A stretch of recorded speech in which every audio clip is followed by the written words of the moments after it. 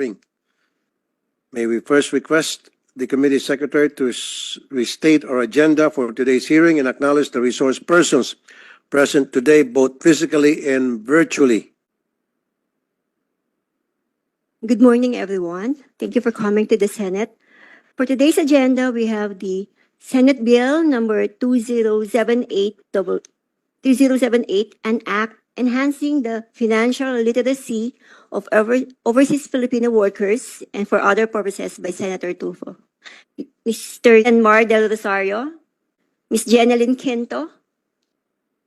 Good morning again. Allow me first to thank everyone for your presence today. We will be tackling two proposed measures which I have filed for the benefit and welfare of our OFWs. In addition to these, there are many overseas Filipino workers who are victimized by various investments and online scams. Many are swindled, exploited, and robbed of their hard-earned money and come home to their families empty-handed. To combat this, I believe that financial education is a key component that help equip Filipinos, especially OFWs, with the knowledge and skills to make wise financial decisions. Jeneline Quinto, good afternoon. Ano po yung may advice ninyo when it comes to financial literacy sa ating mga OFW, especially yung pauwi na how to invest their money properly? Meron ho bang sinusunod na panutuntunan para to make sure na when they come back, lalago yung pera na save nila sa ibang bansa? Good Yes, ma'am. afternoon po, Senador. Good afternoon po sa lahat. Kung nga po dating OFW from Hong Kong, so 17 years din po akong nagtrabaho doon. Mhm. So sabi ko po, pag nag-abroad, akala ko makakabayad ng utang, pero yun nga po, hindi ko na manage ng maayos yung income. So one day, may naka-invite sa akin para makinig ng IMG Financial Literacy sa IMG Hong Kong office. So doon ko na-realize na hindi pala sapat na yun nga po, we work so hard. Kailangan po pala natin maging smart na magkaroon ng financial literacy, financial education para magkaroon tayo ng tamang mindset, tamang pag-handle ng pera natin. So step by step tinuturo po yan sa IMG po. So May naipon ka na.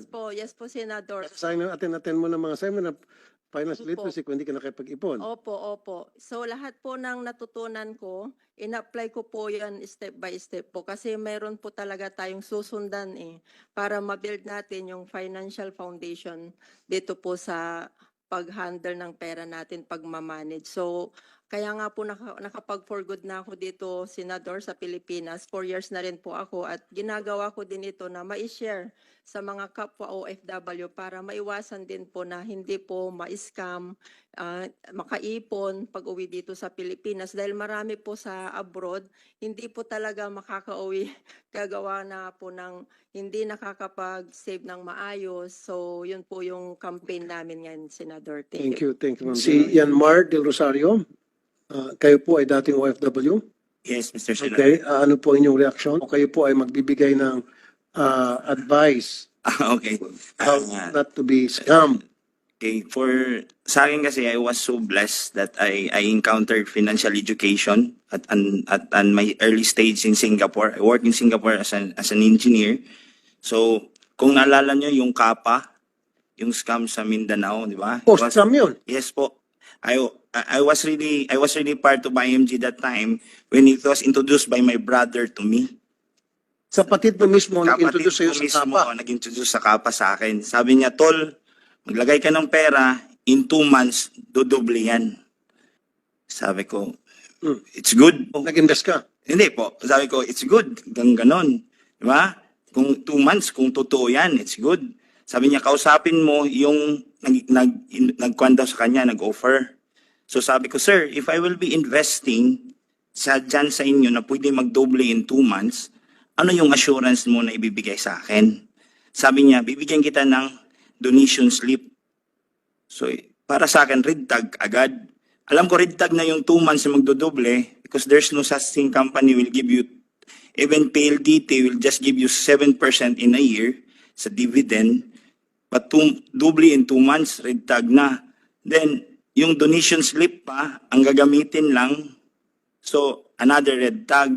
So I think, I agree sa sinabi ni Administrator Mr. Ignacio na kailangan talaga sir yung information dissemination talaga. We really need to, kasi if I could recall it po sa Singapore, we have really a national financial literacy book na binibigay sa lahat ng school, sa lahat ng companies, yes, even mga magazines po.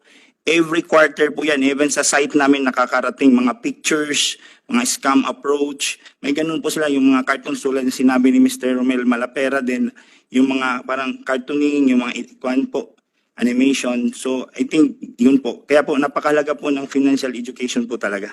Siguro maybe DMW o OWAS, magbigay ka ng warning, mag-ingat sa mga kaibigan, kamag-anak, trabaho dati, pagbigay ng negosyo. Be careful. I mean, I'm serious kasi almost all of them are saying that. Kasi mas madali pong magtiwala sa kamag-anak kaysa naman sa hindi ka ano-ano. So siguro itong kamag-anak, maybe they were just used. Para pag makita ng taong bayan, mga tao, kung ano ba yung modus ng financial scam, makikita nila kagad ano ba ang telltale sign. Ano yung indikasyon na nai-scam ka na. Maganda yung pinoint out kanina, parang illegal recruitment din talaga. Ang mismong kamag-anak ay posibleng naloko na at naabutan ng halaga ng pera o ano paman. Kaya ang punot dulo po ng nais kong sabihin na Mr. Senator is pwede pa hong palalimin, palawigin itong financial literacy program na isinasagawa ngayon. Again, OFWs are not just our nation's economic pillars, but also the heart and soul that connects the Philippines to the global economy.